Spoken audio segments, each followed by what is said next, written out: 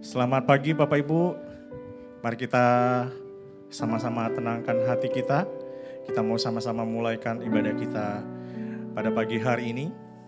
Dan kita percaya kita semua diberkati Tuhan ketika kita mengambil waktu untuk datang kepadanya.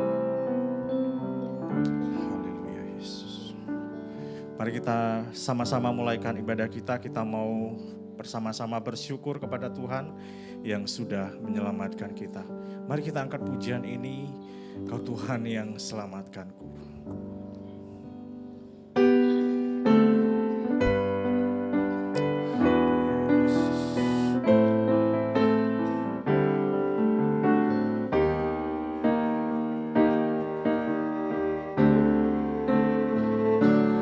Kau Tuhan yang selamatkanku. Terima kasih Yesus. Kau Tuhan yang pulihkanku. Terima kasih.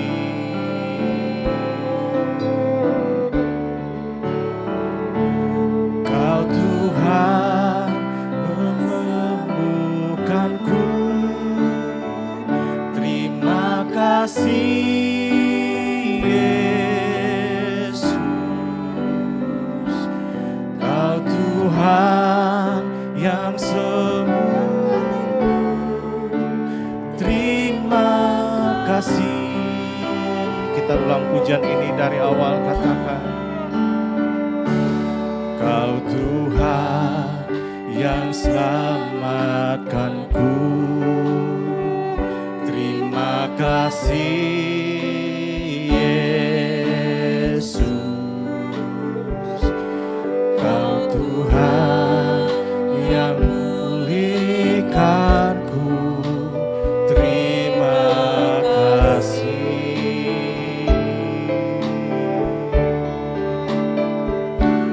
Kau Tuhan yang sembuhkanku. Terima kasih Yesus. Kau Tuhan memberkatiku. Terima kasih.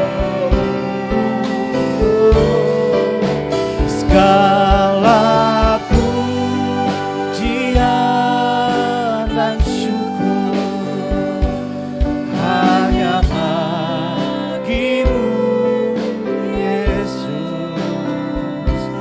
Dengan apakah kasih-Mu,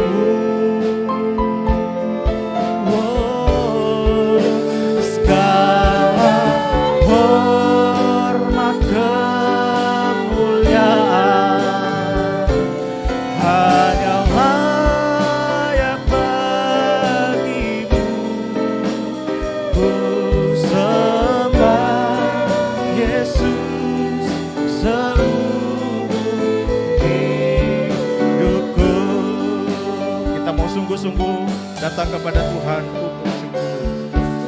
Kau Tuhan yang selamatkanku.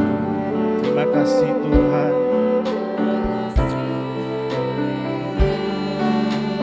Haleluya. Kau Tuhan yang pulihkanku. Terima kasih. Kau yang sembuhkan.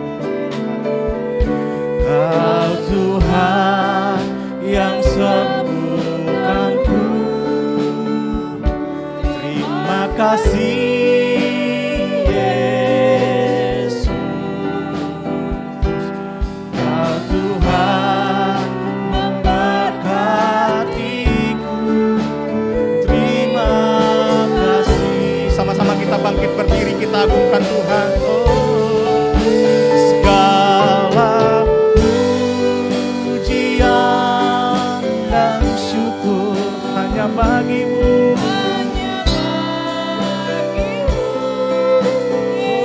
Haleluya.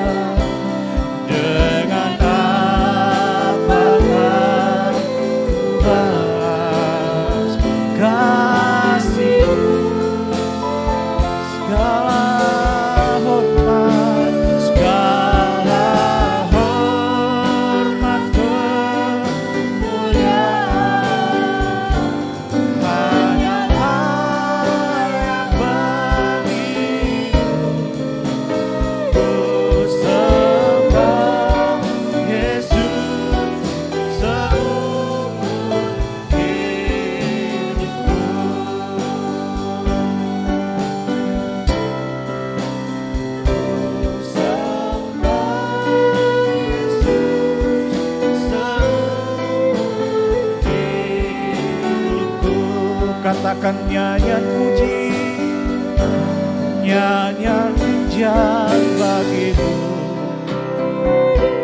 Tuhan, Tuhan bagimu. Haleluya, namamu besar dan layak dipuji, nyanyian pujian bagimu. Haleluya, kami tinggikan Kau Tuhan. Oh, pujian bagimu Tuhan, namamu besar dan layak dipuji, namamu besar, namamu besar dan layak dipuji. Sekali lagi, namamu besar, namamu besar dan layak dipuji. Bu Sandy akan bawa kita dalam doa pembukaan. Tuhan Yesus, selamat pagi Tuhan. Terima kasih Tuhan untuk pagi hari ini. Engkau telah kumpulkan kami di tempat ini, di dalam rumah-Mu Tuhan. Ini yang menjadi kerinduan kami Tuhan. Kami mau bersyukur, kami mau berterima kasih kepadamu Tuhan. Atas 1 minggu telah kami lewati bersama dengan-Mu. Terima kasih atas penyertaan-Mu ya Bapa. Tiba saatnya kami memulai ibadah kami pagi hari ini. Tuhan tolong berkati ibadah kami dari awal, pertengahan hingga akhirnya. Biarlah ibadah pagi hari ini boleh menyenangkan hati Tuhan. Berkati setiap umat-umat-Mu yang hadir pagi hari ini Tuhan. Dan yang belum hadir saat ini Tuhan, yang pimpin langkah mereka menuju ke tempat ini. Supaya kami boleh sama-sama memuji membesarkan nama-Mu. Berkati setiap hamba-Mu yang mengambil bagian dalam ibadah pagi hari ini. Tuhan yang pakai, Tuhan yang urapi. Dan biarlah semuanya untuk kemuliaan nama-Mu saja. Terima kasih Bapa. Kami siap mulai ibadah kami hanya di dalam nama Tuhan Yesus Kristus. Haleluya. Amin.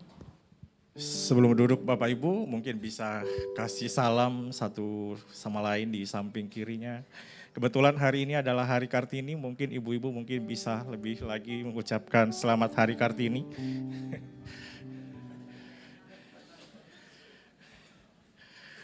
Oke, puji Tuhan. Bapak Ibu, kita mau bersama-sama menyembah Tuhan lebih dalam lagi. Kita angkat pujian, ku bersyukur padamu, oh Yesusku.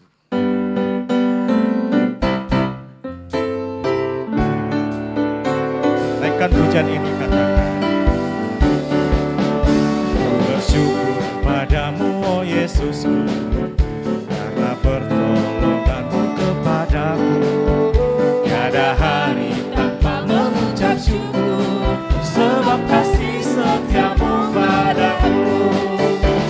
Bersyukur padamu, oh Yesusku, karena pertolonganmu kepadaku. Tiada hari tanpa mengucap syukur, sebab kasih setiamu padaku. Biar bumi pun bergoncang dan langit pun bergoyang, ku kan tetap setia, tegar teguh janji-Mu Tuhanku.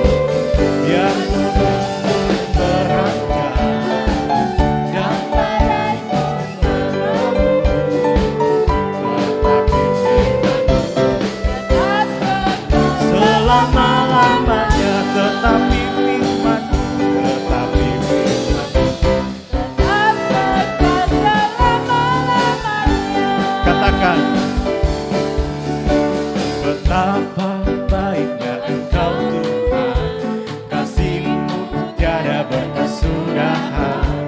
Betapa mulia kasih-Mu Yesus, jiwaku diselamatkan. Betapa baiknya, betapa baiknya Engkau Tuhan, kasih-Mu tiada berkesudahan.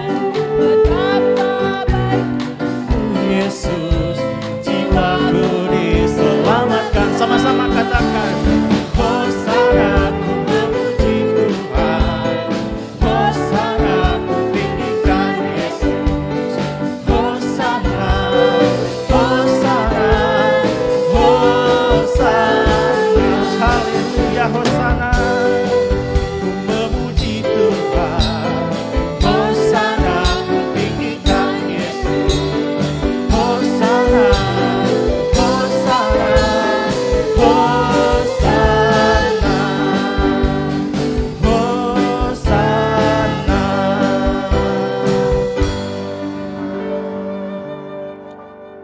Puji Tuhan, Bapak Ibu, mari kita sama-sama bangkit berdiri. Kita mau lebih lagi bersama-sama menyembah Tuhan. Kita mau nyanyikan Bila Bunyi Sangkakala.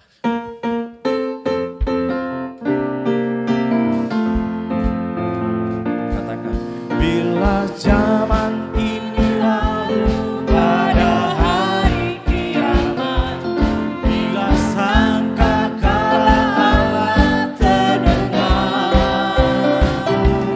bila orang yang bersama berkeliling katanya, bila namaku dipanggil ku ada.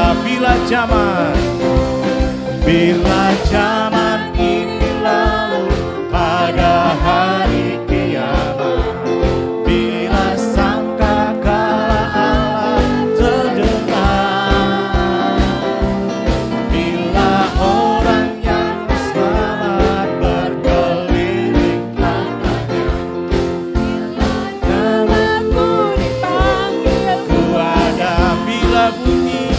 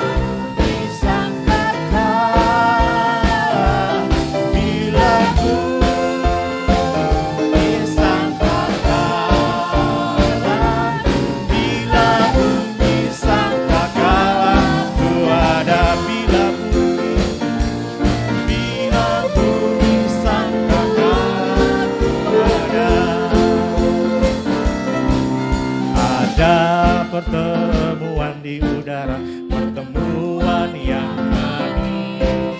Saya rindu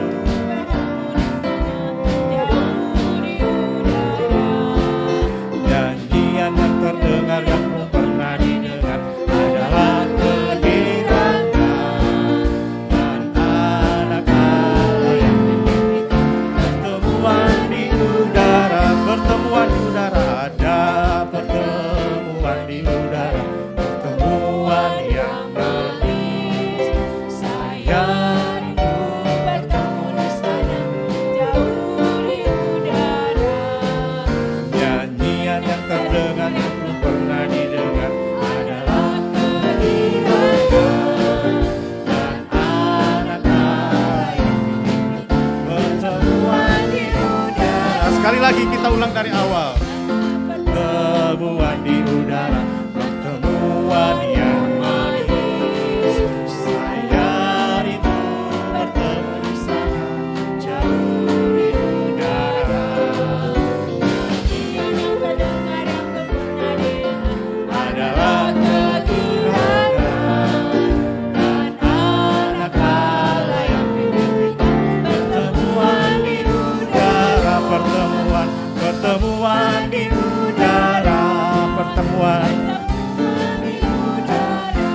semuanya. Haleluya, haleluya, haleluya, haleluya.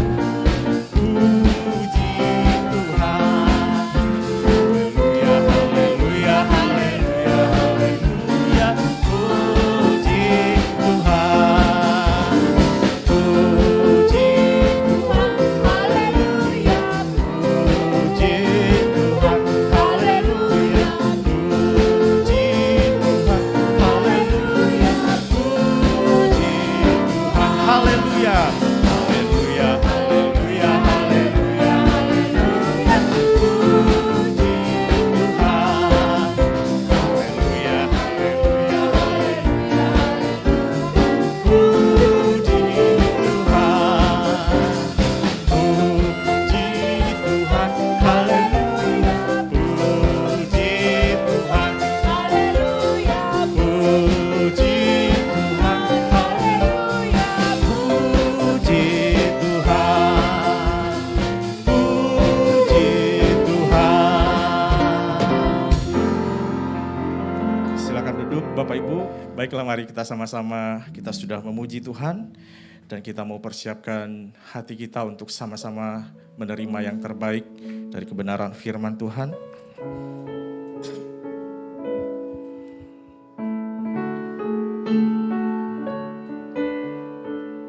Kita percaya bahwa hanya dekat Allah saja kita tenang. Katakan pujian ini, hatiku tenang. Hatiku tenang, berada dekatmu. Kaulah jawaban hidupku. Hatiku tenang, berada dekatmu. Kau yang pelihara hidupku, pertolonganmu, pertolonganmu begitu ajaib.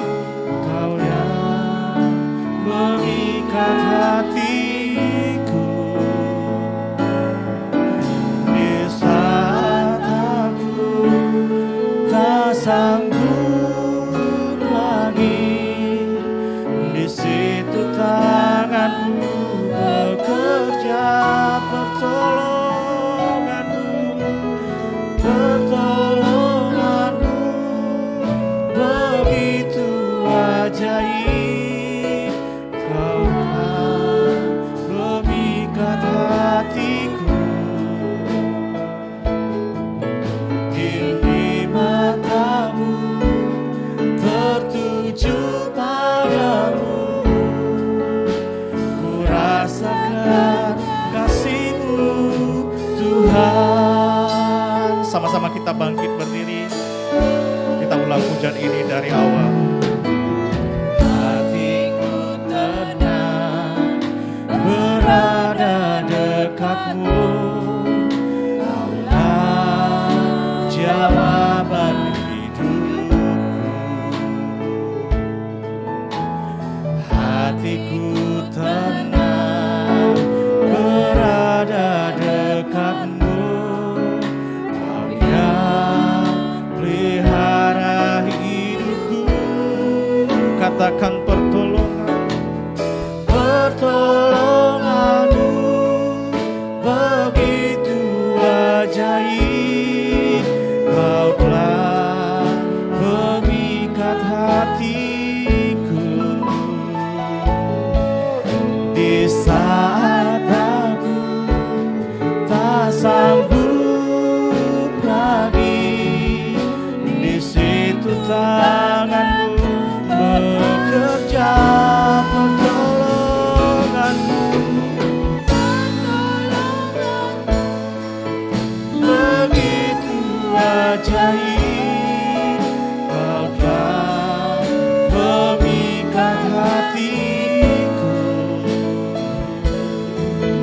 Kini mataku tertuju padamu.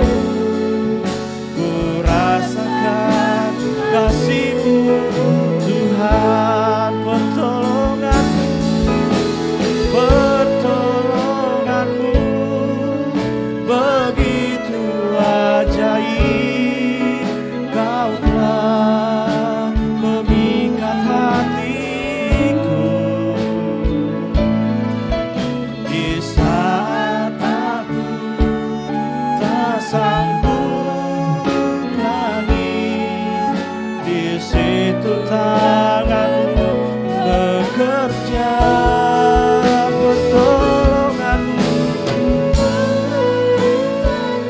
Saya minta kesediaan Pak Joko untuk maju ke depan.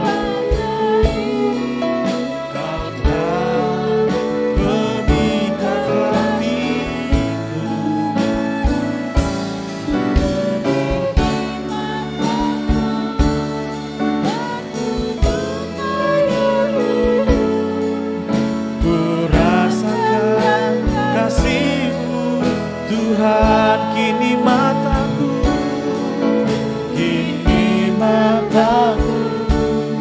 tertuju padamu. Ku rasakan kasih-Mu, Tuhan.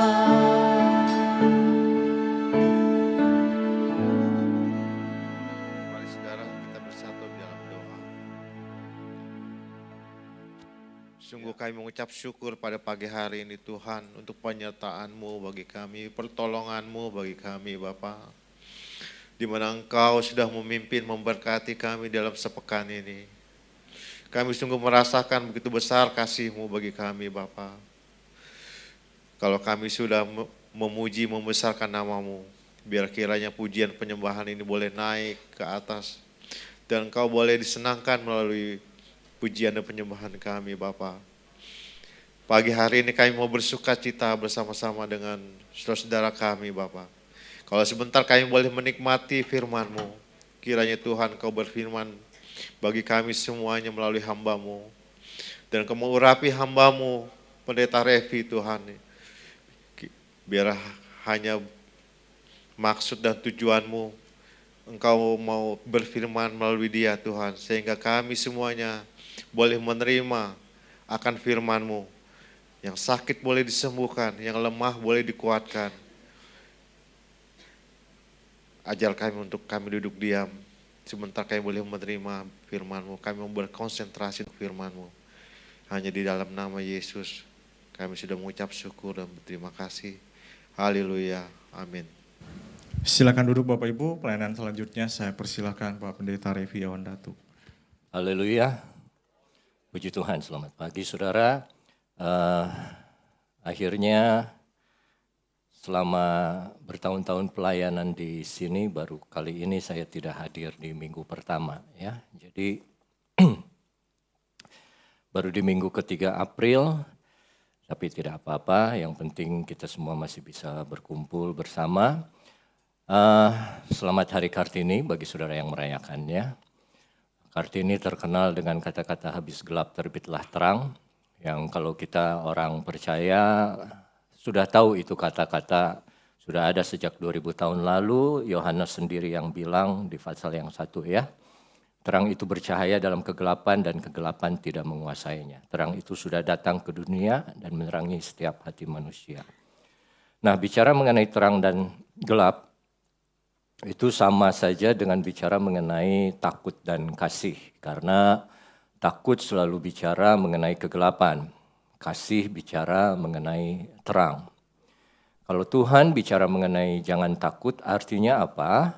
Dia tidak suka kita takut, dia tidak mau kita takut. Karena takut itu suatu hal yang besar, suatu hal yang sangat berpengaruh di dalam kehidupan manusia. Kalau kasih bisa merubah manusia, maka takut pun bisa merubah manusia. Karena itu Tuhan berulang-ulang kali berbicara di dalam firman Tuhan kepada kita, jangan takut, jangan takut, jangan takut. Kepada hampir tokoh-tokoh di dalam Alkitab, Tuhan selalu bicara mengenai jangan takut. Minggu pertama kalau saya hadir di sini, saya khotbah mengenai jangan takut, awal muasalnya takut itu dari mana? Takut itu datang karena dosa yang dilakukan oleh Adam dan Hawa. Takut adalah emosi pertama manusia yang muncul ditulis dalam Alkitab. Ya, bukan bahagia, bukan senang, bukan kasih, tapi takut. Kenapa Adam takut? Karena dia melakukan dosa. Apakah manusia kalau takut berdosa? Kalau Tuhan sendiri sudah bilang jangan takut dan itu firman Tuhan, dan kita tetap takut, salah dong. Ada orang yang bilang takut itu wajar. Betul wajar karena kita manusia. Ada orang yang bilang Tuhan Yesus pun takut. Jadi seakan-akan itu dijadikan alasan pembenaran. Karena Tuhan Yesus takut, ngapa-apa kamu takut? Tuhan saja takut, apalagi kita manusia. Nah, yang satu hal sebelum saya masuk firman Tuhan, satu hal yang kita perlu pelajari mengenai Tuhan Yesus takut. Coba kita buka Yohanes 22 ayat yang ke-44.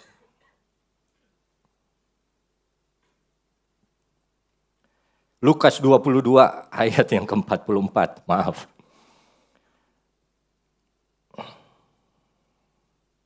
Nah ini ayat yang sering dipakai bahwa Yesus pun takut. Kata-katanya ia sangat ketakutan dan makin bersungguh-sungguh berdoa. Saya tidak tahu kenapa Lembaga Alkitab Indonesia bilang Yesus sangat ketakutan. Karena kalau dalam bahasa Inggrisnya kata yang digunakan bukan takut. Coba lihat. And being in an agony. Agony itu satu kata yang menggambarkan kesedihan dan kesengsaraan yang sangat mendalam. Tidak dibilang afraid, tidak dibilang fear. Tapi Yesus mengalami satu kepedihan dalam hatinya. Kenapa? Karena dia menerima cawan murka Allah. Yang seharusnya dia tidak terima karena dia tidak berdosa. Yang seharusnya manusia terima karena manusia berdosa. Dia tahu bagaimana beratnya hukuman cawan murka Allah. Taruhlah. Oke, kita pegang bahasa Indonesia. Karena Yesus pun takut, jadi kita nggak apa-apa takut. Yesus takut karena hal yang benar. Kalaupun Yesus takut. Kenapa? Karena dia melakukan satu pengorbanan, dia menyerahkan dirinya menerima hukuman yang bukan untuk dirinya. Manusia takut beda lagi, bukan karena benar, karena salah. Jadi, saya tidak mau lagi jemaat Tuhan pakai alasan karena Yesus pun takut. Gak apa-apa kita takut. Gak begitu cara berpikirnya. Ya. Karena sekali lagi, dalam bahasa aslinya dan dalam bahasa Yunaninya pun, agoni yang dipakai itu bukan menggambarkan takut, tapi kesedihan dan kepedihan yang sangat dalam. Baik, sekarang kita masuk ke firman Tuhan. Mari kita buka 1 Raja-Raja ayat Fatsal yang ke-17. Ayat 8. Ayat 8. Maka datanglah firman Tuhan kepada Elia, bersiaplah, pergi ke Sarfat yang termasuk wilayah Sidon, dan diamlah di sana. Ketahuilah, aku telah memerintahkan seorang janda untuk memberi engkau makan. Sesudah itu ia bersiap, lalu pergi ke Sarfat, ini ayat 10 ya. Setelah ia sampai ke pintu gerbang kota, tampaklah di sana seorang janda sedang mengumpulkan kayu api. Ia berseru kepada perempuan itu, katanya, cobalah ambil bagiku sedikit air dalam kendi, supaya aku minum. Saat perempuan itu pergi mengambil air, Elia bersuruh lagi, coba ambil juga bagiku sepotong roti. Perempuan itu menjawab, demi Tuhan Allahmu yang hidup, sesungguhnya tidak ada roti padaku sedikit pun, kecuali segenggam tepung dalam tempayan dan sedikit minyak dalam buli-buli. Sekarang aku sedang mengumpulkan 2-3 potong kayu api. Kemudian aku mau pulang dan mengolahnya bagiku dan bagi anakku. Dan setelah kami memakannya, maka kami akan mati. Tetapi Elia berkata kepadanya, janganlah takut. Pulang, buatlah seperti yang kau katakan. Tapi buatlah lebih dahulu bagiku sepotong roti bundar kecil daripadanya. Dan bawa kepadaku, kemudian barulah kau buat bagimu dan bagi anakmu. Sebab beginilah firman Tuhan Allah Israel.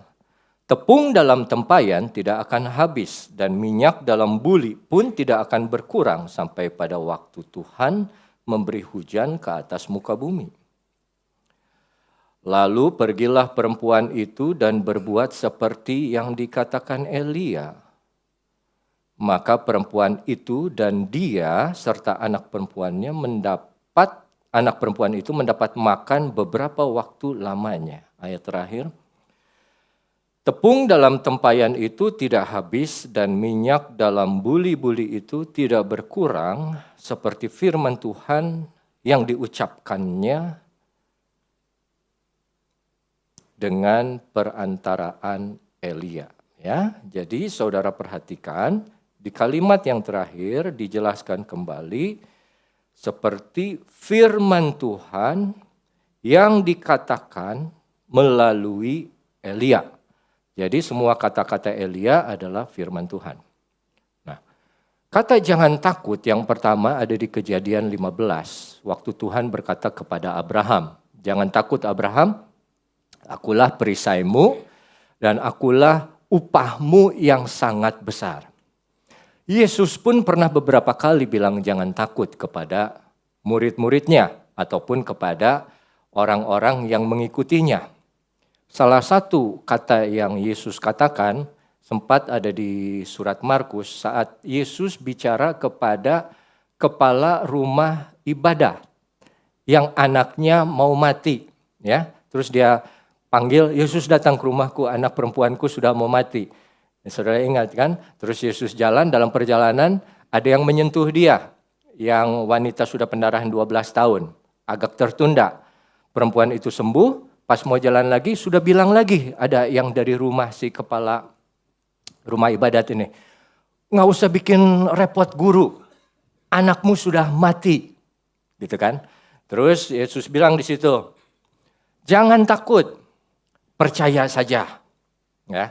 Terus habis itu Yesus jalan tetap datang ke rumah orang itu, terus dia suruh keluar semua orang, dia masuk ke dalam kamar di mana anak itu berada, dan dia doa, jangan takut, itu hanya tidur saja, dan rupanya bangkit kembali itu anak. Nah, dari beberapa kata jangan takut yang tadi saya sampaikan dari waktu Allah pertama kali bilang jangan takut kepada manusia, dan juga saat Tuhan Yesus bilang jangan takut kepada kepala rumah ibadat, itu hanya kata-kata saja. Ya, tidak ada selanjutnya yang Yesus atau Tuhan katakan apa yang harus dilakukan. Dalam Kejadian 15 ayat 1 saja ya, coba kita buka. Karena ini jangan takut yang pertama yang ditulis dalam Alkitab. Kejadian 15 ayat 1, datanglah firman Tuhan kepada Abram, jangan takut Abram, akulah perisaimu, upahmu akan sangat besar. Setelah itu kalau dibaca selanjutnya ke bawah, tidak ada apapun yang Tuhan lakukan. Tuhan hanya berjanji, Tuhan hanya nyatakan, Tuhan hanya menguatkan iman Abram, jangan takut. Ya. Kalau yang kisahnya Yesus, begitu dia bilang jangan takut, percaya saja, ada yang Tuhan kerjakan. Yesusnya berjalan tetap datang ke rumah si kepala rumah ibadat itu. Dan dia berdoa dan anak itu sembuh, bangkit kembali dari kematian. Itu yang sering kita lihat. Tapi yang kita mau belajar pada pagi hari ini, di dalam satu raja-raja yang barusan kita baca, itu ada satu hal yang berbeda. Ada satu hal yang kita mau pelajari bersama. Ya, coba kita kembali lagi ke satu Raja-Raja 17 ayat yang ke-8. Nah ini kejadiannya saat itu di Israel atau di Timur Tengah sedang ada dalam kekeringan. Semua orang yang ada di situ mengalami kekeringan, masalah yang sulit. Masalah yang sulit terjadi kepada siapa saja. Mau kepada orang yang tidak percaya, orang yang percaya, nabi sekalipun seperti Elia mengalami masa yang sulit, masa-masa yang kekeringan. Kesulitan tidak pandang orang. Hanya karena kamu nabi, hanya karena kamu hamba Tuhan, kamu tidak mengalami kekeringan, tidak mengalami kesulitan. Kalau orang yang tidak takut akan Tuhan, mereka yang akan mengalami kesulitan. Tidak. Semua sama. Kayak dolar jadi 16.400 ya. Mau nabi, pendeta, pekerja bank tetap ngalamin itu 16.400. Enggak pandang bulu. Jadi kesusahan sama. Hanya saja yang bikin beda, hamba Tuhan, orang-orang yang percaya kepada Tuhan, milik Tuhan. Dan firman Tuhan datang kepada Elia. Nah, kesulitannya boleh kepada semua orang. Tapi orang yang percaya, yang taat, itu kita punya firman Tuhan yang datang kepada kita. Jadi saat Elia mengalami kekeringan, sesudah dia di Sungai Kerit, terus dia omong, datanglah firman Tuhan. Tuhan bilang, kamu harus pergi ke sana, ke Sidon. Cari ada seorang janda. Nanti dia akan memberi kamu makan. Begitu Elia datang. Dia lihat janda itu. Ada yang kerja nih janda. Janda bisa terlihat dari pakaiannya. Tapi kok pungut-pungut kayu. Elia pikir, ya Tuhan. Ada janda tapi janda miskin. Kalau sekarang kan banyak yang ditunggu janda kaya. Ya. Yang dicari itu janda yang kaya. Tapi Tuhan justru beda. Yang Elia lihat malah janda yang miskin, gak punya apa, kerjaannya ngumpulin kayu. Tapi akhirnya ya sudahlah, karena firman Tuhan bilang begitu, Elia tetap datang kepada janda itu di ayat ke-10, minta air. Nah karena minta air adalah satu hal yang mulia, memberikan air kepada orang yang kekeringan saat itu, janda ini gak banyak ngomong. Ya, waktu Elia datang, cobalah ambil bagiku sedikit air. Janda ini pergi mau ambil air. Di ayat 11 dikasih tahu, coba lihat. Ketika perempuan itu pergi mengambilnya, gak banyak ngomong, langsung pergi. Masih jalan, udah ngomong lagi nih Elia. Coba ambil juga bagiku sepotong roti. Nah saat Elia bicara seperti itu, dia sudah masuk ke tahap berikutnya, yaitu memastikan apakah janda ini yang ditentukan Tuhan untuk memelihara dia atau bukan. Apa janda ini yang akan memberi dia makan?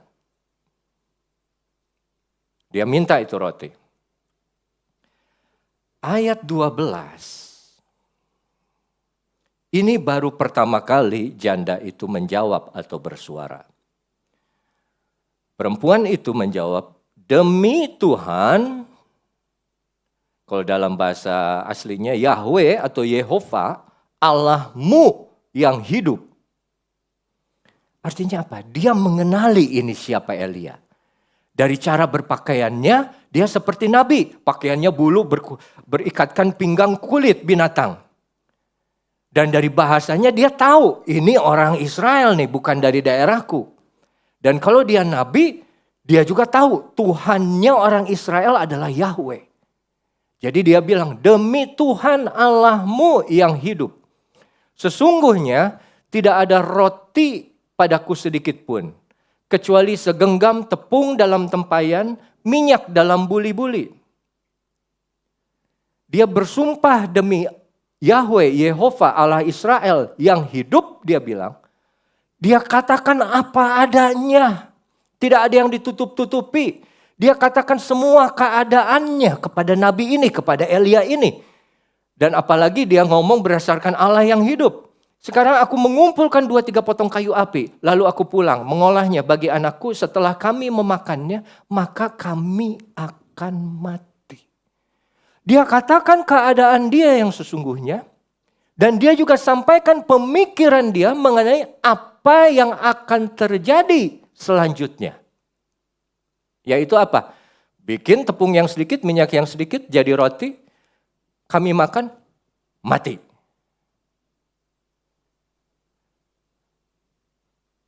Dari situ kita lihat bahwa janda itu tahu Yahweh ini Tuhan yang hidup. Tapi apa yang dia mau lakukan, apa yang dia pikirkan itu adalah ketakutan, putus asa, dan kematian yang ada di dalam pikiran dia. Satu hal, kita tahu kita punya Tuhan yang hidup. Tapi kadang satu hal yang berbeda juga.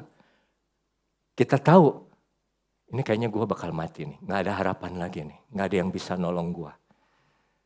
Susah ini. 1-2 hari lagi Hong Yam nih. Udah gak ketolongan.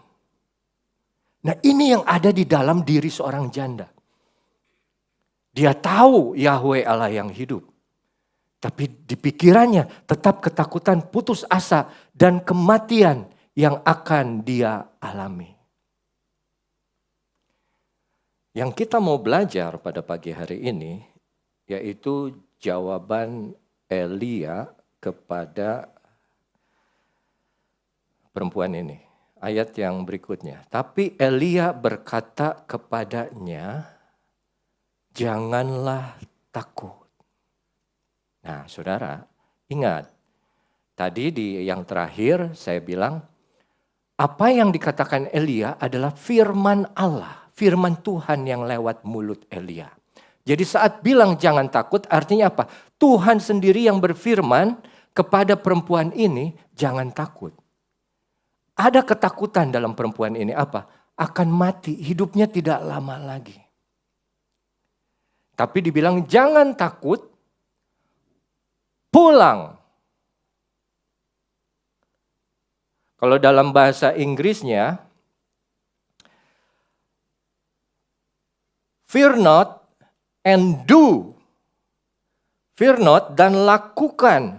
Fear not, jangan takut dan pergi. Jangan diam, tetap bergerak, tetap berbuat, tetap bekerja. Satu hal yang Tuhan tidak suka dari ketakutan yang ditimbulkan dalam diri manusia adalah apa? Ketakutan ini cenderung bikin orang jadi diam. Jadi gak bergerak. Jadi gak mau ngapa-ngapain.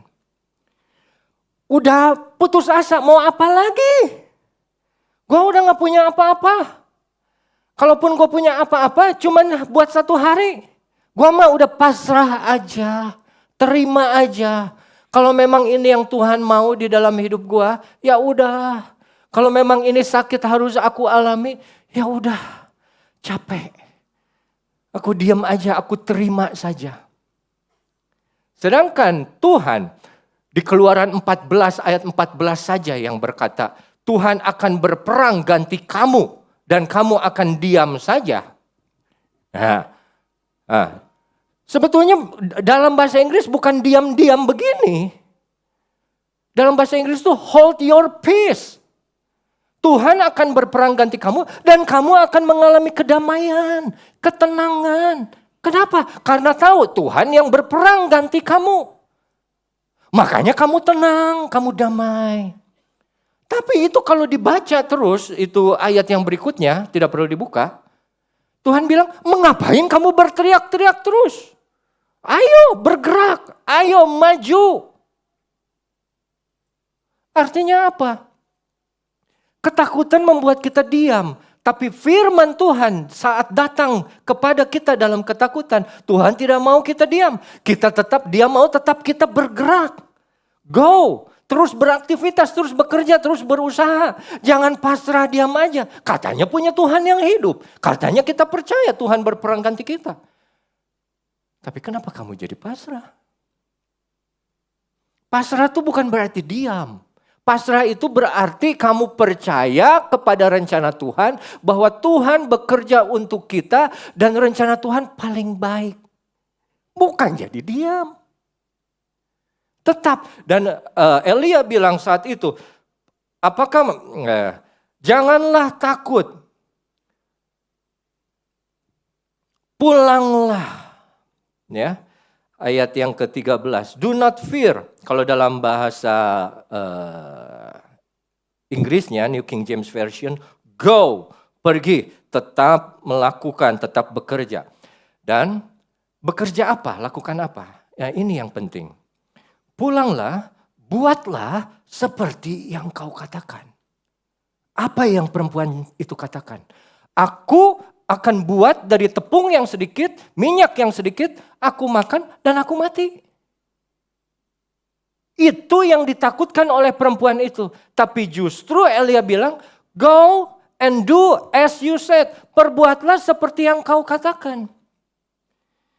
Ketakutan ini harus kita hadapi. Ketakutan ini harus kita jalani, harus kita lawan. Saudara, ketakutan tidak akan pernah selesai kalau kita selalu lari dari apa yang kita takuti. Contoh yang paling gampang misalnya. Ada yang kena pinjol. Didatangin sama debt collector. Diteleponin sama debt collector. Takut kan? Tapi yang saudara lakukan, selalu kita lari, selalu kita menghindar. Apakah itu menyelesaikan ketakutan? Tidak. Ketakutannya tetap ada. Tapi kalau kita layani, kita hadapi itu siapapun yang menimbulkan kita ketakutan. Terus kita bilang, ya saya akan bayar nanti tanggal sekian dan lain sebagainya. Sekarang satu hal lagi dari Alkitab. Goliat menimbulkan ketakutan bagi bangsa Israel. Selama 40 hari orang Israel jatuh di dalam hidup dalam ketakutan. Kenapa? Karena tidak ada satupun yang datang menghadapi Goliat. Sampai akhirnya ada satu anak kecil yang namanya Daud, dia maju lawan Goliat. Tapi dia maju dengan apa? Dengan firman Tuhan. Ketakutan gak bisa didiamkan. Kamu takut terbang. Kamu pengen naik pesawat. Tapi kan ada orang yang takut terbang dan tidak pernah naik pesawat seumur hidupnya. Kamu takut ketinggian. Kamu tidak bisa itu menikmati hal-hal yang indah dari ketinggian. Apakah kita bisa melawan takut akan ketinggian dengan pergi ke laut? No. Apakah kita bisa takut mengatasi naik pesawat dengan pergi naik mobil? No. Semua teori, semua praktek di dunia yang manusia kenal, kalau mau mengalahkan ketakutan harus hadapi ketakutan itu. Kalau enggak beres-beres. Terus saja. Makanya Elia kembali bilang bahwa pergi dan lakukan apa yang kau katakan. Aneh. Justru yang ketakutan itu suruh kerjakan. Tapi beda sekarang. Kenapa? Karena waktu dia mengerjakan apa yang dia takutkan, ada firman Allah. Firman Tuhan yang membackup. Waktu 12 mata-mata dikirim ke Kanaan. 10 orang bilang besar, kita kayak belalang, mereka kayak raksasa. 2 orang cuman Kaleb yang Yosua dan bilang bisa kita akan masuk. Saudara tahu 10 orang itu tidak pernah masuk sampai mereka mati. Hanya 2 orang itu yang masuk dan apa? Saat mereka masuk mereka menang atas apa yang mereka takutkan. Itu makanya Tuhan sering bilang jangan takut. Kenapa? Karena aku kan sudah menyertai kamu. Aku sudah berjanji tidak akan meninggalkan kamu. Sekali-kali tidak akan membiarkan kamu. Dan firmanku ini berkuasa. Saat Elia berkata seperti itu seperti Tuhan bicara langsung kepada janda itu. Jangan takut. Pergi, lakukan apa yang kau takutkan itu jalani.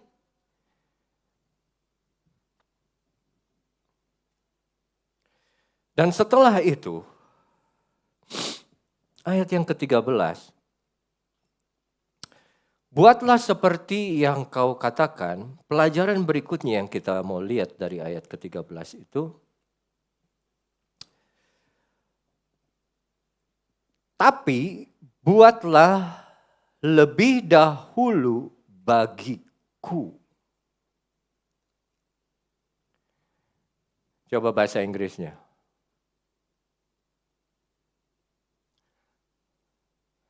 But make me thereof a little cake first. Buatkan untukku lebih dahulu.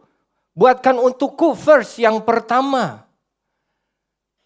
Tapi justru di dalam ketakutan, Tuhan bilang, berikan dulu untuk aku. Nah, kembali lagi, Tuhan selalu ingin menjadi yang utama. Tuhan selalu ingin yang pertama. Dalam ketakutan, kita tidak pernah membuat Tuhan menjadi yang pertama. Dalam ketakutan, kita selalu menempatkan pikiran kita dan ketakutan kita yang pertama. Makanya saat dia bilang seperti itu, seperti satu kata-kata yang mengingatkan kepada kita bahwa utamakanlah Tuhan, utamakanlah firman Tuhan, utamakanlah kata-kataku, utamakanlah janjiku. Berikan kepadaku dulu, utamakan Tuhan yang pertama. Justru kapan? Justru saat dalam ketakutan. Udah jalani, udah hadapi, berikan dulu kepadaku. Berikan semua ketaatanmu, berikan semua kepercayaanmu kepadaku. Bukan kepada keadaan, bukan kepada ketakutan. Karena satu ayat pun dalam 2 Timotius bilang, Tuhan memberikan kepada kita bukan roh ketakutan. Tapi roh yang membangkitkan kuasa, kasih dan ketertiban. Jadi yang kedua, tetap saat dalam ketakutan pun Tuhan harus tetap jadi yang pertama. Make me first and then you. Utamakan dulu Tuhan, baru kamu. Pelajaran yang ketiga, atau yang keempat ya sebetulnya. Dalam bahasa, dalam bahasa Inggris. But make me thereof a little cake. Coba dalam bahasa Indonesia supaya lebih jelas.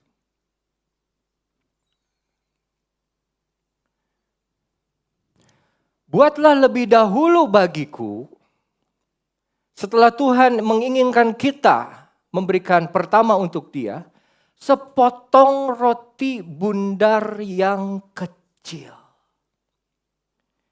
Tuhan tidak pernah meminta lebih besar dari kemampuanmu. Tuhan tahu saat ketakutan manusia tidak punya apa-apa yang besar selain ketakutan itu. Tapi Tuhan dalam kehidupannya selama pelajaran di Alkitab, dia tidak pernah menuntut manusia memberikan apa yang manusia itu tidak mampu. Sedangkan dia sendiri bicara, iman sebesar biji sesawi saja sudah cukup. Bisa memindahkan gunung. Artinya apa? Tidak bisa kita berpikir bahwa Tuhan, aduh Tuhan kau menuntut hal yang luar biasa. Aduh Tuhan kau minta daripadaku hal yang tidak mungkin. Tidak mungkin karena Tuhan tahu siapa kita. Kita hanya hembusan nafas, kita hanya seperti bunga di padang. Yang pagi muncul, sore sudah tidak ada. Mau minta apa dia macam-macam. Tuhan hanya minta kecil saja darimu. Coba kasih dulu itu. Makanya untuk memberi 5.000 orang juga hanya 5 roti dan 2 ikan. Tuhan mengajarkan sekali lagi kepada kita bahwa Tuhan gak pernah nuntut hal yang aneh. Saat dia suruh Musa juga untuk membebaskan bangsanya. Tuhan cuma bilang, lihat apa yang ada di tangan kamu. Tongkat Tuhan. Ya. Coba lempar tongkat itu. Dan apa yang ada di tangan janda ini hanyalah tepung dan minyak. Tuhan tidak pernah meminta sesuatu yang tidak kita miliki. Kalau satu saat saudara dengar Tuhan meminta itu, artinya apa? Dia tahu saudara punya. Dan dia mau lihat apakah kamu taat. Apakah kamu mau memberi apa yang aku minta? Apakah kamu mau mengutamakan aku Tuhan? Apakah kamu mau menghadapi ketakutan itu dan mengalahkannya? Kenapa? Karena diawali dengan janganlah takut. Hadapi, utamakan aku, berikan kepadaku lebih dahulu. Yang apa Tuhan? Yang kecil. Enggak minta semua, yang kecil. Yang sedikit saja. Bawalah kepadaku, kemudian barulah kau buat bagimu dan bagi anakmu. Nah, ini satu langkah iman yang luar biasa.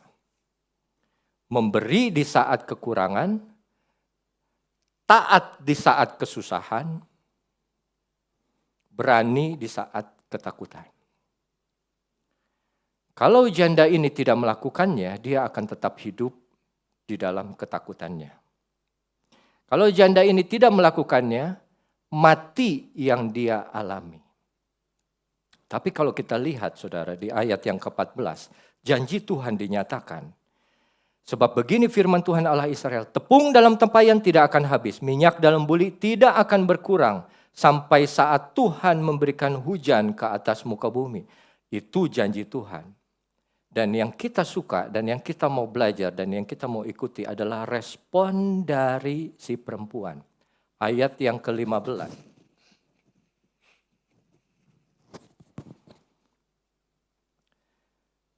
Lalu pergilah perempuan itu berbuat apa? Seperti yang dikatakan Elia. Apa yang dikatakan Elia? Pergi, berbuat apa yang dia takuti, yaitu apa? Bikin minyak yang sedikit dan tepung sedikit jadi makanan. Setelah dibikin, diberikan kepada Elia lebih dahulu. Lalu dia makan untuk dirinya.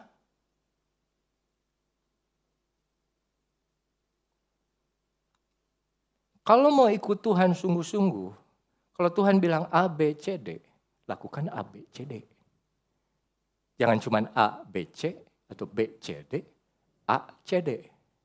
Enggak. Kamu harus lakukan sesuai seperti yang diperintahkan Tuhan. Enggak ada bilang mengutamakan Tuhan tanpa memberi. Enggak ada berkat tanpa memberi. Tapi ini kita bukan khotbah soal memberi, tapi khotbah soal jangan takut. Akhirnya apa? Akhirnya apa? Maka perempuan itu dan dia, Elia, serta anak perempuan itu mendapat makan beberapa waktu lamanya, 3 tahun lebih. Tepung dalam tempayan tidak habis, minyak dalam buli tidak berkurang seperti firman Tuhan yang diucapkan Tuhan dengan perantaraan Elia. Saudara, penggenapan janji Tuhan itu ya dan amin. Pemeliharaannya itu selalu ada. Sesuai dengan firman-Nya. Tuhan sudah kasih janjinya, tapi ini syaratnya. Dan perempuan itu mau lakukan seperti yang dikatakan oleh Tuhan. Masalah yang besar saat itu adalah tidak ada makanan, tidak ada roti, kekurangan. Untuk siapa? Untuk semua orang. Tapi firman Tuhan, mana hidup, mana yang turun dari sorga, itu berkata kepada Elia dan berkata kepada perempuan itu. Kamu mau makan? Cari janda itu. Dia akan memelihara kamu. Janda itu, kami hanya makan lalu mati. Tapi firman Tuhan bilang, pergi lakukan. Buat roti kecil, berikan kepadaku. Baru untukmu. Dan kamu tidak akan mengalami kekurangan. Dalam kehidupan kita selalu dihadapkan kepada 2 pilihan. Masalah fisik atau masalah rohani. Masalah makanan jasmani atau makanan rohani. Masalah firman Tuhan atau apa yang kita tidak bisa miliki dalam hidup ini. Tapi Elia dan janda ini pada pagi hari ini kita lihat. Mereka percaya kepada firman Tuhan. Mereka serahkan perbuatan mereka diatur oleh firman Tuhan. Mereka tunduk kepada firman Tuhan. Dan akhirnya apa? Firman Tuhan, mana yang turun dari surga itu, yang memelihara dan yang memberikan makanan yang sehari-hari yang mereka butuhkan. Tidak ada di sini yang tidak butuh makanan. Tidak ada di sini yang tidak pernah mengalami kekeringan dalam hal apapun.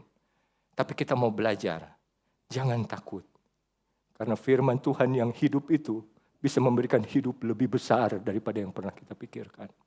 Ya, saudara, mau susah kayak apapun, jangan pernah berhenti. Jangan pernah pasrah dalam pengertian saya tidak mau lagi berusaha. Karena Tuhan kita baik. Dia datang kepada Elia, dia datang kepada janda itu tidak pernah diminta. Tapi dia mau buktikan, kalau kamu percaya firman-Ku, dan kamu lakukan, hidupmu dipelihara. Ya, mari saudara, kita mau belajar untuk menghadapi ketakutan kita. Karena kita tahu firman-Nya beserta dengan kita. Ya, saya undang pemain musik maju ke depan.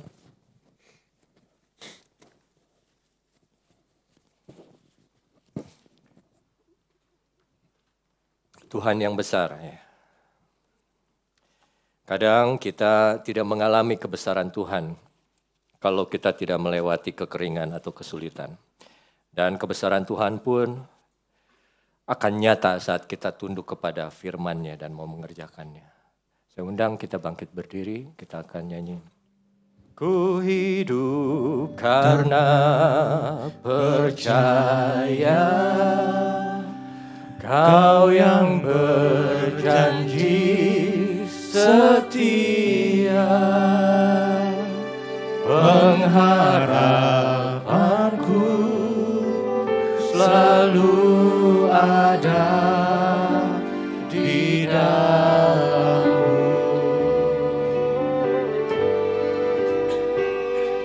Ku tidak akan menyerah meski dalam kesesakan, seluruh hidupku dalam genggaman-Mu. Katakan dengan sungguh-sungguh kepada Tuhan, akuilah kita punya Tuhan yang besar. Aku punya Tuhan yang besar, yang telah berjanji dan sanggup menggenapi. Imanku bersepakat percaya kuasa-Nya. Ku terima sekarang kemenangan darinya. Tuhan yang besar, yang telah berjanji. Saya kembalikan kepada Bapak Kris. Menggenapi imanku bersepakat percaya kuasa-Nya. Ku terima sekarang kemenangan dari-Mu. Ku terima sekarang, ku terima sekarang kemenangan dari-Mu. Bapa kami dalam surga, kami bersyukur untuk kebenaran firman-Mu Tuhan, yang kembali menguatkan kami, bahwa dalam menjalani setiap badai, setiap tantangan hidup Tuhan, kami mau Tuhan untuk tidak hanya berdiam diri, tetapi kami mau mengandalkan kuasa-Mu, karena Engkau telah berjanji bahwa Engkau akan menyertai seluruh perjalanan hidup kami. Ajar kami Tuhan meteraikan firman-Mu ini dalam hati kami, biar dalam kehidupan kami benar-benar menggantungkan hidup kami sepenuhnya terhadap Engkau. Terima kasih Tuhan untuk firman-Mu. Kami bersyukur di dalam nama Yesus. Haleluya. Amin. Silakan duduk Bapak Ibu. Untuk hari ini kita bersama-sama akan diberkati oleh pujian dari anak sekolah minggu. Apakah sudah siap? Kalau belum, kita masuk di dalam persembahan terlebih dahulu. Mari kita persiapkan korban persembahan syukur kita di hadapan Tuhan. Sekali lagi kita berdoa untuk persembahan. Terpuji namamu Tuhan, terima kasih untuk kesempatan hari ini kami boleh berkumpul bersama-sama, menaikkan pujian kami, bahkan sebentar kami Tuhan mau memberikan korban persembahan kami. Berkati persembahan Tuhan, berkati tangan-tangan yang memberikan persembahan, agar semuanya Tuhan boleh mendatangkan berkat di atas kehidupan setiap umat-umat-Mu. Dan kami percaya Tuhan, setiap pemberian ini Tuhan boleh dipergunakan untuk menunjang pelayanan Tuhan di tempat ini. Terpuji namamu Bapa, di dalam nama Yesus Kristus kami siap memberi. Haleluya. Amin. Sambil persembahan dijalankan, mari kita angkat pujian Yesus, ku mau kerja bagimu.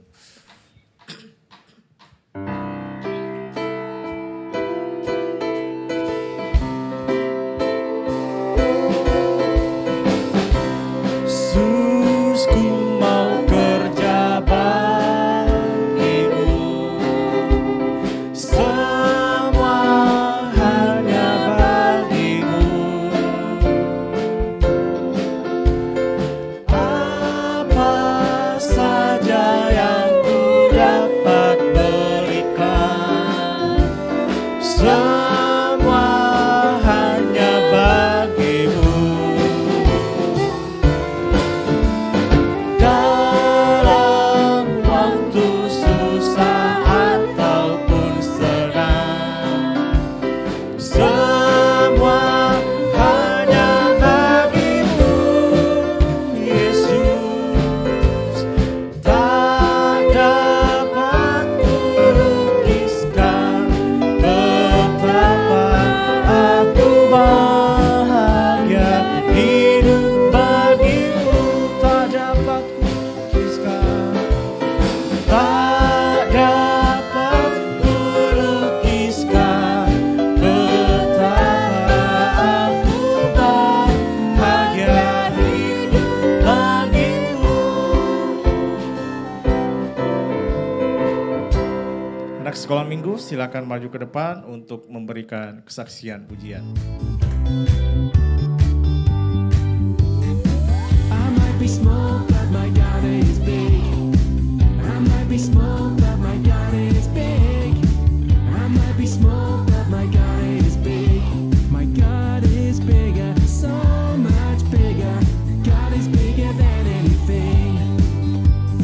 Bigger than a bee, bigger than a tree, bigger than a whale deep down in the sea, bigger than a bully and anything that's woolly. He is bigger, big, big, bigger. I might be small, but my God is big. I might be small, but my God is big. I might be small, but my God is big. My God is bigger, so much bigger. God is bigger than anything.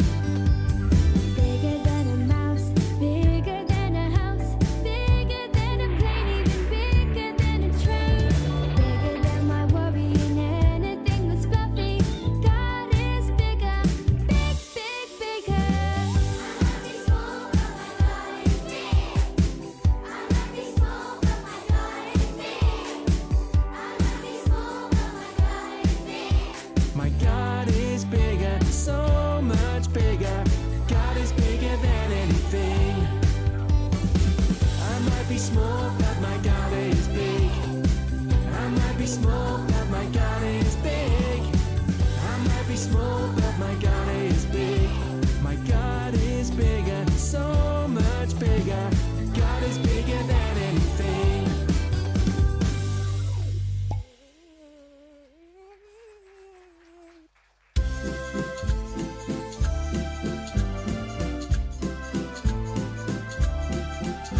My God is so big, so strong and so mighty, there's nothing my God cannot do. My God is so big, so strong and so mighty, there's nothing my God cannot do.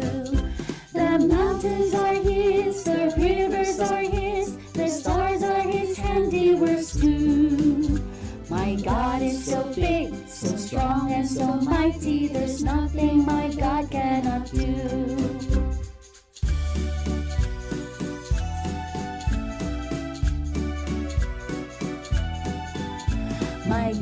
is so big, so strong and so mighty, there's nothing my God cannot do. My God is so big, so strong and so mighty, there's nothing my God cannot do.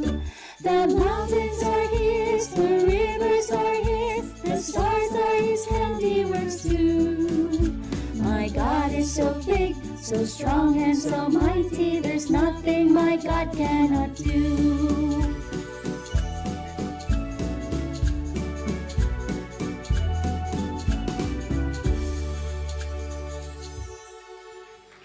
Puji Tuhan, kita punya generasi yang nantinya akan mewarisi kita semua ya. Bapak Ibu, kita akan bersama-sama mengakhiri ibadah kita pada pagi hari ini. Mari kita sama-sama bangkit berdiri. Bagi Dia segala pujian.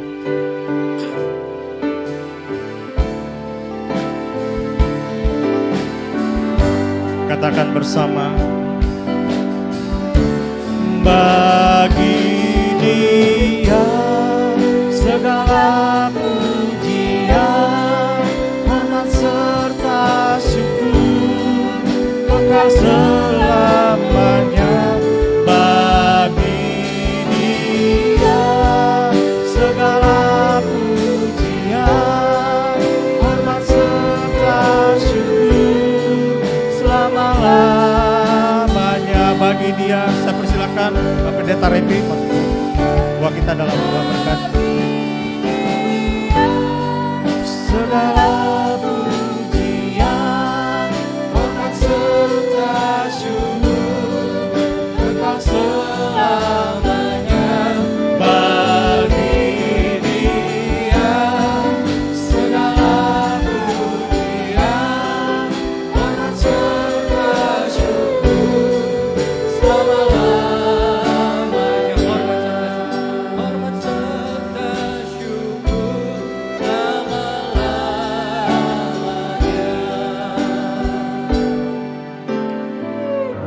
Ya Bapa dalam surga, inilah yang selalu menjadi pengakuan kami. Segala pujian, hormat, dan syukur adalah milik-Mu. Karena hanya Engkau yang patut kami tinggikan di dalam hidup kami. Kau Tuhan Allah yang besar, Allah yang berkuasa, Allah yang melebihi daripada semua persoalan yang kami miliki. Kami percaya Tuhan, tidak ada yang mustahil bagi Engkau, tidak ada yang tidak bisa Engkau kerjakan. Selama kami mau taat kepada firman-Mu, hal-hal yang luar biasa kami boleh miliki bersama-Mu. Terima kasih Tuhan untuk tema pada bulan ini mengenai jangan takut. Kami tahu kami punya Tuhan yang sama dengan Allahnya Abraham. Kami tahu juga Tuhan kami adalah Tuhannya Elia. Kami tahu juga Tuhan Yesus yang kembali sudah mengadakan mujizat 2000 tahun lalu. Senantiasa beserta dengan kami, tidak pernah meninggalkan kami. Roh Kudus-Mu ada beserta dengan kami. Memungkinkan kami untuk tetap berpegang, untuk tetap taat dan melakukan firman-Mu. Bapa dalam surga, hamba-Mu berdoa kepada Engkau untuk umat-Mu yang sudah datang pada pagi hari ini, mereka yang setia selalu mencari Engkau, mereka yang setia mendengarkan dan melakukan firman Tuhan. Kiranya Engkau berkati mereka, mulai dari yang paling muda sampai yang paling lanjut usia. Apapun yang mereka kerjakan, selama itu tidak berlawanan dengan firman-Mu Tuhan, buatlah tangan-tangan mereka berhasil Tuhan. Sebagai pekerja, sebagai karyawan, sebagai pengusaha, sebagai pelajar, kiranya tangan kasih-Mu senantiasa ada di atas kehidupan mereka, memelihara mereka, dimanapun, kemanapun mereka berada, perlindungan-Mu tetap ada Tuhan.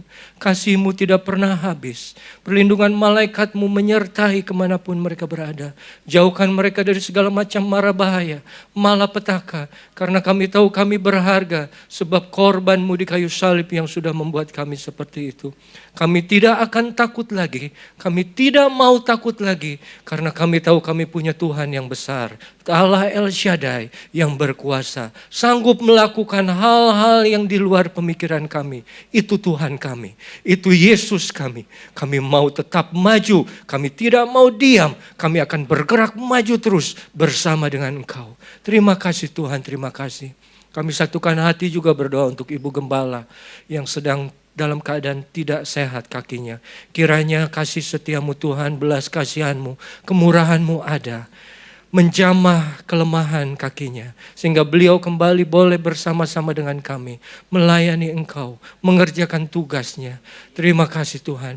Juga mereka yang datang pada pagi hari ini, mereka yang datang dengan segala keperluan, dengan segala kelemahan tubuh, hamba-Mu berdoa, Engkau Tuhan yang peduli, Engkau Tuhan yang berkuasa. Jamahlah setiap kehidupan mereka. Apapun yang menjadi pergumulan hidup mereka, apapun yang menjadi ketakutan mereka, hamba-Mu percaya firman-Mu Tuhan di atas itu semua. Mampukan kami Tuhan untuk tetap percaya. Mampukan kami untuk melakukan firman Tuhan. Karena kami tahu bukan kematian, tapi hidup yang berkemenangan yang menjadi milik kami. Terima kasih Bapa, terima kasih Tuhan. Berkati juga setiap hamba-hamba-Mu yang sudah dengan setia melayani dalam ibadah ini. Worship leader, singer, pemain musik, bagian multimedia, sound system, semua Engkau berkati. Terima kasih Bapa, terima kasih. Dan sekarang saudara, marilah kita angkat kedua belah tangan kita. Terimalah berkat, rahmat, anugerah Allah, kebaikannya yang tidak pernah habis, tidak pernah putus, hidup di dalam kehidupan kita semua. Kasih sayang, damai sejahtera Yesus yang berbeda yang dari dunia berikan. Juga kekuatan, penghiburan, persekutuan Roh Kudus senantiasa menyertai kita semua, memampukan kita semua mulai hari ini sampai Maranatha, Tuhan datang kembali yang kedua. Di dalam satu nama, nama yang berkuasa, nama yang memberi kemenangan, kami berdoa dan alaskan di dalam nama Tuhan Yesus Kristus. Yang percaya katakan amin. Tuhan Yesus berkati.